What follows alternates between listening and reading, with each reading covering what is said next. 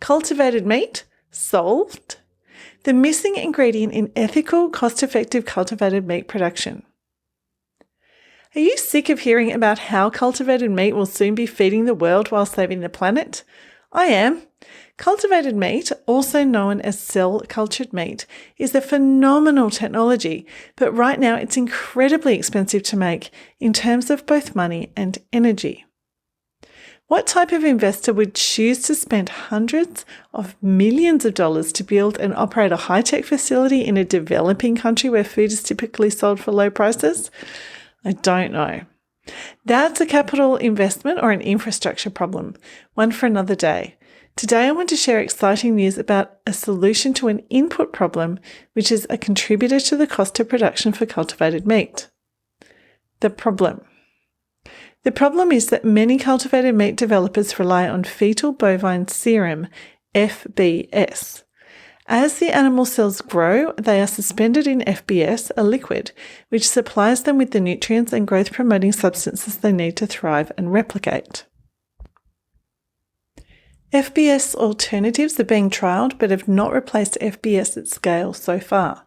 For example, Upside Foods, which gained regulatory approval for cultivated meat last year, said at the time that it was currently optimizing its process to phase out the use of whole animal serum, as well as animal serum constituents during the meat production phase.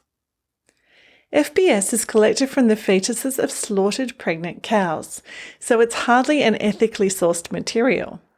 It's also very expensive, costing hundreds of dollars per litre. The cultivated meat industry's reliance on FBS for efficient cell growth is one of the reasons that cultivated meat processors have been slow to scale up production and reduce prices for finished products. One expert estimated in 2018 that it takes 50 litres of FBS to make a single cultured beef burger, rendering the cost so prohibitive that the authors of this paper, there's a link in the post and the email, state that a serum requirement for the cultured meat manufacturing process renders it completely infeasible at scale. The solution.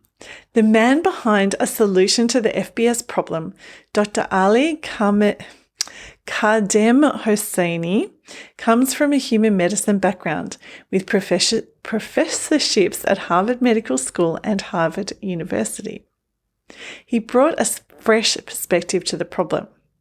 Instead of taking FBS from dead cow fetuses, he began taking serum from living cows, much as human volunteers donate blood for medical uses. The donation process only involves the collection of blood plasma, not whole blood, in a process known as exchange transfusion. This process, he told me, is more benign for the cows than whole blood collection because plasma regeneration takes only 3 to 4 days, compared to 90 days for blood regeneration.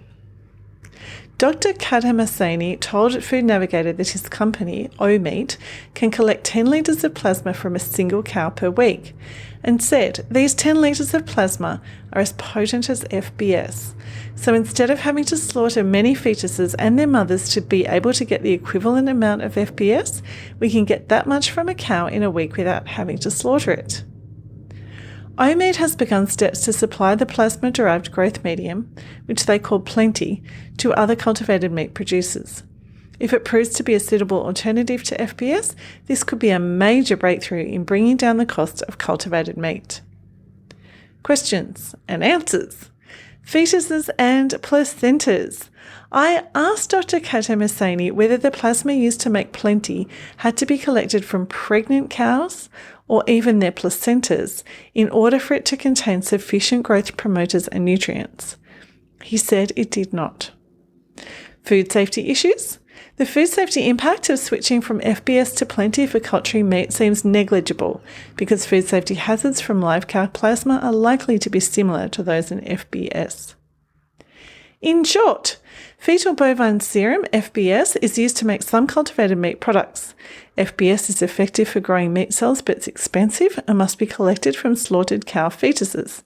An alternative has been launched which is collected from living cows. It's cheaper and more ethical than FBS. It's used by a cultivated meat company in its process and they are planning to supply it to other cultivated meat producers. And in the post and the email, you can learn more. I've included heaps of links. There's a link to the full interview with Dr. Kardem in A Food Navigator. There is a statement from OMID about animal welfare for the cows they're collecting their plasma from. You can nerd out on a peer-reviewed paper about scale-up challenges and estimated production costs for cultivated meat. And you can read about a consensus agreement on naming cultivated or cultured meat. You can read 4 surprising facts I uncovered in the FDA's food safety analysis of upside foods, plus 1 burning question I have about prions in cultivated meat. Prions are like mad cow disease. And there's also a link to the Good Food Institute's paper which explains meat cell culture media production for cultivated meat production.